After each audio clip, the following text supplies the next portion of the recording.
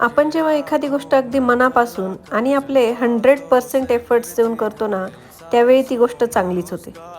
माझ्या प्रत्येक केकमध्ये मी माझे 100% देत असते. केकमध्येच नव्हे तर माझ्या लाईफमध्ये मी प्रत्येक गोष्टीला माझ्या 100% देत असते. आणि ती गोष्ट जास्तीत जास्त परफेक्ट करण्याचा प्रयत्न करत असते.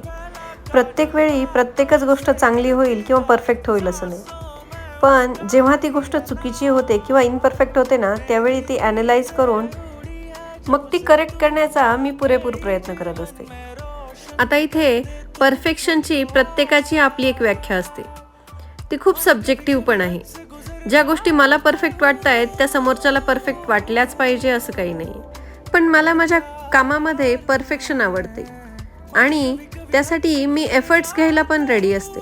तुमचं यावर काय मत आहे ते कमेंटमध्ये नक्की शेअर करा. मला आवडेल वाचायला.